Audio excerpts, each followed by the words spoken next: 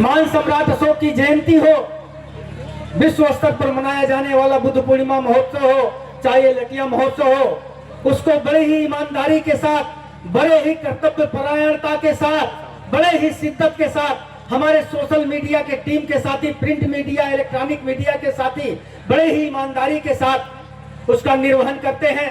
और आपका विशेष रोल रहता है। अगर आप अपने रोल को ईमानदारी से अगर नहीं निभाएंगे तो हो सकता है कि जिस तरह से हम इस कार्यक्रम को प्रेषित करना चाहते हैं, जिस तरह से हम इस कार्यक्रम को इंटरनेशनल स्तर पर दिखाना चाहते हैं, उसमें कुछ कड़ियां कमजोर न हो जाए।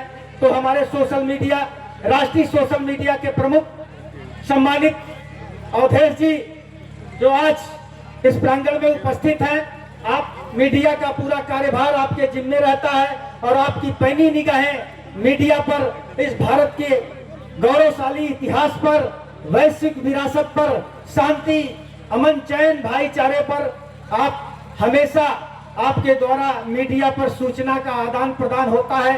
तो मैं अवधेश जी को बड़े ही सम्मान के साथ आमंत्रित करना चाहता हूं कि ये जो सम्राट अशोक क्लब जिस कारवां को लेकर के चला है, ये विश्व गुरु तथागत महामानव बुद्ध महान सम्राट अशोक के विषय में आज का जो ये विषय बिंदु है कि अंतर्राष्ट्रीय संबंधों में तथागत महामानव बुद्ध और महान सम्राट अशोक की भूमिका।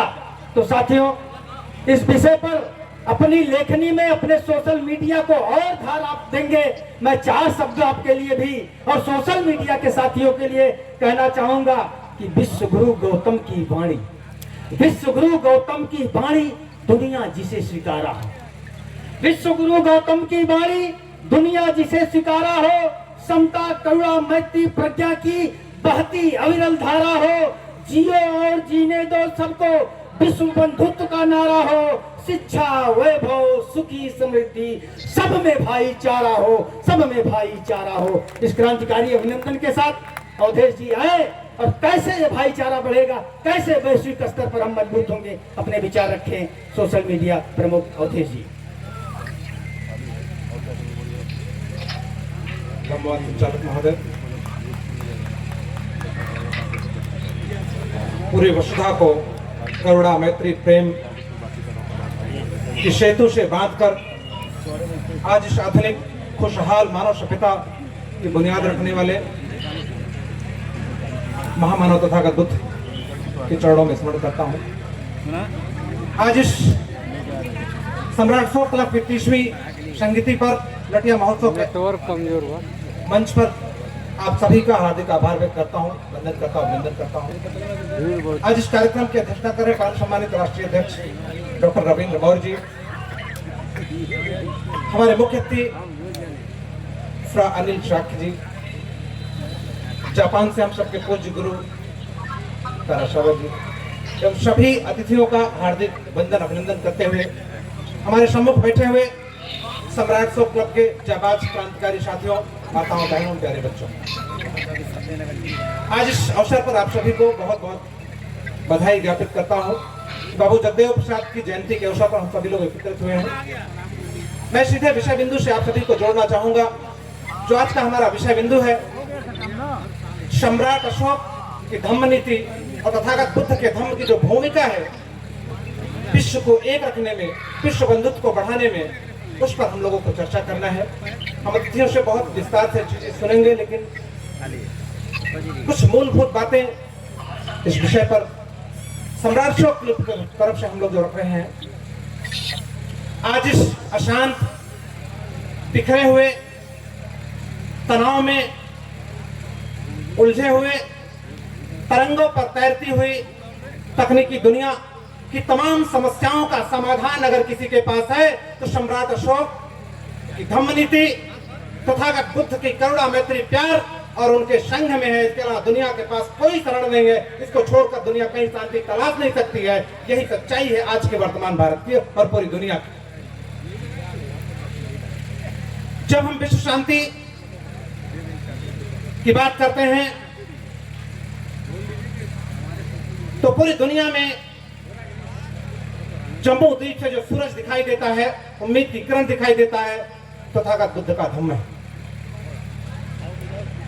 मैं आधुनिक परिवेश में अगर बात करूं तो 24 अक्टूबर 1945 को जब दुनिया में सबसे बड़ा नरसंहार हिरोशिमा नागासाकी हुआ तो जिसने परमाणु बम बनाया था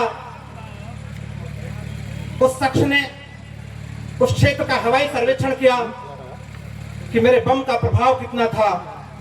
और जब तथागत बुद्ध ने ज्ञान अर्जित किया तो मुस्कुराते हुए करुणा के साथ सारनाथ की धरती से धम्मचक्र चलायमान किया और पूरे जीवन ये प्रयास करते रहे कि दुनिया खुशहाल हो, कि दुनिया मंगल के साथ जिए, इस दुनिया में खुशहाली आए, मैत्री आए, करुणा आए, प्यार आए। ज्ञान तो दोनों में था, ज्ञान तो दोनों में था। एक ने परमाणु बम बनाया, उसने भी अणु पे काम किया, परमाणु पे काम किया। एक तथागत बुद्ध थे जिन्होंने कहा कि शरीर जो पुंज है, अणुओं का पुंज है, ये अणुओं को पुंज को समझ लीजिए, दुनिया में क्षमता आएगा, स्थिरता आएगा, खुशहाली आएगा। तथागत बुद्ध का धम्म था, एक ने परमाणु बम बनाया और दुनिया में अशांति पैदा की। दोनों में चुनाव हमको करना है, चुनाव दुनिया को करना है कि बम का रास्ता सही है या धम्म का रास्ता सही है। कि आज हम सबके बीच में ये चुनाव का समय है, ये दुनिया जिस तरह से गुजर रही है। बैठ जाइए। ऐसे में सम्राट अशोक क्लब और भारत के लोगों की भूमिका बहुत महत्वपूर्ण हो जाती है। आपने अभी देखा होगा वर्ल्ड पीस के लिए जो टॉक, पीस टॉक 24 वृक्षों के छोटे से थेरवादी समूह ने अमेरिका के टेक्सास से शुरू की जो यात्रा है, पूरी दुनिया की आंखों में, पूरी दुनिया उसकी तरफ उम्मीदों से देख रही है। वृक्षों का एक छोटा सा संघ शांति का संदेश दे रहा है। वो कोई राजनीतिक एजिटेशन नहीं है, वो कोई राजनीतिक आंदोलन नहीं है, वह राजनीतिक कोई वहां पे प्रतिक्रिया नहीं है, बल्कि वो 24 भिक्षुओं का समूह मौन होकर के तथागत बुद्ध के धम्म की करुणा और मैत्री के प्यार के शक्ति से दुनिया को संदेश दे रहा है कि ऐ दुनिया के लोगों, टकराव में शांति नहीं है, हिंसा से शांति नहीं है। अगर बुद्ध के मार्ग पे चलना चाहते हो तो आओ, मैं तुम्हारा स्वागत करता हूँ, मार्गदर्शन करता हूँ। तथागत बुद्ध के धम्म के मार्ग पे आओ और पूरी दुनिया खुशहाल हो सकती है, फिर से दुनिया एक साथ आ सकती है, यह संदेश दे रहे हैं। तो जब वो बम गिरा 1945 में, बम गिरने के बाद फिर से दुनिया में एक तो जो बेचैनी थी बढ़ गई। दुनिया के शांतिप्रिय लोगों ने सोचा कि अगर इसी तरह से दुनिया पे बम गिरे तो दुनिया रहने के लायक नहीं बचेगी। तो दूसरे शांतिप्रिय लोगों ने तुरंत आनंद फानंद में जो 24 अक्टूबर 1945 को संयुक्त राष्ट्र संघ की स्थापना की बुनियाद रखी। तो उन्होंने एक लाइन दिया, we the people of United Nations. और इसी लाइन से भारत का जो प्रस्तावना है, जो संविधान में शुरू होता है, we the people of India. उन्होंने कहा we the people of United Nations. इसका मतलब रोशनी कहां से मिली इनको?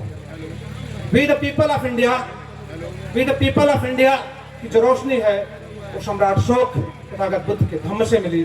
और उसी यूनाइटेड नेशंस के चार्टर ने संकल्प लिया कि आज से दुनिया में 51 देशों में भारत भी उसका संस्थापक सदस्य है। दुनिया ने संकल्प लिया 1945 में कि जो हो गया सो हो गया, हम लोग इस रास्ते पे चलेंगे, शांति के रास्ते पे चलेंगे, मैत्री के रास्ते पे चलेंगे, युद्ध का रास्ता छोड़ेंगे, हिंसा का रास्ता छोड़ेंगे, करुणा मैत्री प्यार के साथ दुनिया को जोड़ के रखेंगे। और तब से लेकर के दुनिया में विश्व युद्ध तो नहीं हुए, लेकिन हिंसा का जरूर स्तर बढ़ा है। तब से लेकर दुनिया में खुशहाली का एक छोटा सा सफर तय किया है। साथियों, जब हम विश्व में सम्राट अशोक और तथागत बुद्ध से जो उनके विचारों की प्रासंगिकता है, जो मैत्री है, करुणा है, प्यार की बात करते हैं, तो यह बात अपने आप से शुरू होती है, यह बात परिवार से शुरू होती है। मैं अपनी बातों से आपको इस तरफ आपका ध्यान आकर्षित करना चाहता हूं। जब सम्राट अशोक ने कलिंग घोष किया तो कलिंग के बाद उनका जो मन था वो क्षमता में जब आया, करुणा मैत्री से लबरेज हुआ, तो उन्होंने पीछे मुड़ करके देखा तो दुनिया को संदेश देने से पहले सम्राट अशोक ने जो पहला स्तूप बनाया, जो दुनिया में अनोखा संदेश देता है, सांची का स्तूप। सांची का स्तूप जब उन्होंने बनाया तो सांची में ही, उस मैदान में ही थेर महेंद्र संघमित्रा का बचपन गुजारा था उन्होंने। उस कड़ी से पूरी दुनिया को जोड़कर श्रीलंका की धरती तक जो संदेश दिया उन्होंने, इसका मतलब सबसे पहले शांति और समता, करुणा, प्यार सम्राट अशोक ने सबसे पहले अपने परिवार में पैदा किया, अपने मन में पैदा किया। इसका मतलब दुनिया में अगर शांति, स्थिरता और हम बंधुत्व पैदा करना चाहते हैं तो सबसे पहले हमें अपने मन में बंधुत्व पैदा करना पड़ेगा, परिवार में पैदा करना पड़ेगा, अपने पड़ोसी में पैदा करना पड़ेगा, इस समाज में पैदा करना पड़ेगा, फिर अपने देश और फिर इसके बाद दुनिया की हम बात कर सकते हैं। सम्राट अशोक ने संदेश दिया और यह संकल्प सम्राट अशोक क्लब ने लिया है कि दुनिया को करुणा, मैत्री, प्यार के संदेश से हम लोग सराबोर करेंगे। फिर से हम विश्व बंधुत्व की जो कामना है, विश्व को एक रखेंगे। और अब इस कड़ी में हमारी माताएं बहनें भी शामिल हो गई हैं, तो उसी साची के संदेश को मैं अपने माध्यम से, अपने शब्दों के माध्यम से आपके बीच में रखते हुए बात को समाप्त करूंगा। सम्राट अशोक ने जब सांची के स्तूप के निर्माण की बुनियाद रखी,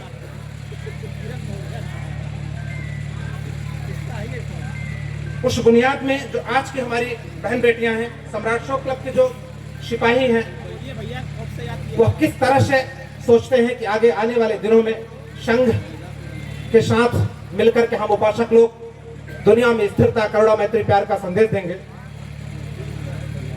तो सम्राट अशोक क्लब की एक बेटी जो डॉक्टर साहब की अंगुली पकड़ के सीख रहे हैं, वो क्या कहती है आप समझिएगा कि सच कहती हूँ, साची हूँ, क्योंकि दुनिया में पहली बार शांति का संदेश सम्राट अशोक ने वहीं से पूरी दुनिया को भेजा। तो सच कहती हूँ, साची हूँ, मैं नई रोशनी लाऊंगी। सच कहती हूँ, साची हूँ, मैं नई रोशनी लाऊंगी। हार्वर्ड से नालंदा को फिर आगे ले जाऊंगी। सच कहती हूँ, साची हूँ, मैं नई रोशनी लाऊंगी। सच कहती हूँ, साची हूँ, मैं नई रोशनी लाऊंगी। 3 शरण की वंदना से जम्मू द्वीप सजाऊंगी।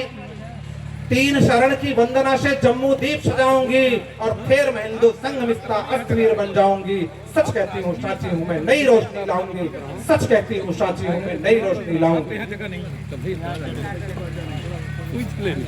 धम्म घोष के संघनाथ की पहली विजय पताका हूँ।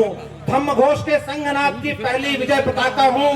तलवारों की, झंकारों की प्रथम शांति अभिलाषा हूँ। जब जब अशांति की आग उठेगी, बुद्धं शरणं गाऊंगी। सच कहती हूँ, साची हूँ, मैं नई रोशनी लाऊंगी। सच कहती हूँ, साची हूँ, मैं नई रोशनी लाऊंगी।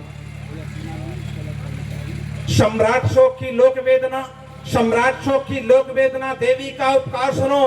सम्राट अशोक की लोक वेदना, देवी का उपकार सुनो और पत्थर की वेदी पर अंकित करुणा मैत्री प्यार सुनो।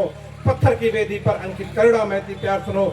जब जब प्यार की धार रुकेगी, जब जब मैत्री की धार रुकेगी, संघं शरणं गाऊंगी। सच कहती हूँ, साची हूँ, मैं नई रोशनी लाऊंगी। सच कहती हूँ, साची हूँ, मैं नई रोशनी लाऊंगी। तो साथियों, सम्राट अशोक ने जो संदेश दिया, इस संदेश को हम सभी लोग अपने दिलों में रखते हैं। सम्राट अशोक क्लब के साथी इस विश्व बंधुत्व की जो कड़ी है,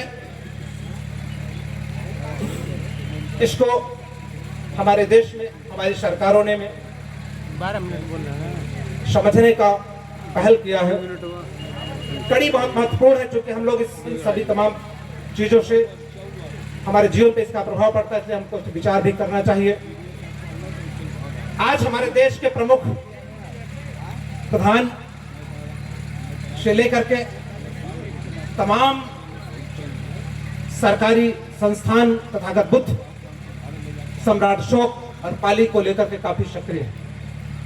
यह सक्रियता उन दिनों में नहीं थी जब सम्राट अशोक क्लब गांव की गलियों में निकल करके काम कर रहा था। जो सरकारों में सक्रियता है, इसका थोड़ा सेवा कर दीजिए, देखिए। वो इसलिए नहीं है कि उनको इस बात का पता आज लगा है कि बुद्ध और अशोक से ही शांति दुनिया में आएगी, बल्कि इस बात से लगा है कि सम्राट अशोक के कार्यकर्ता, सम्राट अशोक क्लब के जाबाज साथी गांव की गलियों में निकल चुके हैं पंचशील का ध्वज लेकर के, और ये संदेश दे रहे हैं कि भारत करवट ले रहा है, दुनिया में फिर से बुद्ध के धम्म की आवश्यकता है। और यह बात, यह गूंज वहां तक गई है, और इसीलिए शासन प्रशासन से भी इस दिशा में काफी पहल हम लोग देख रहे हैं। चाहे पिपरावा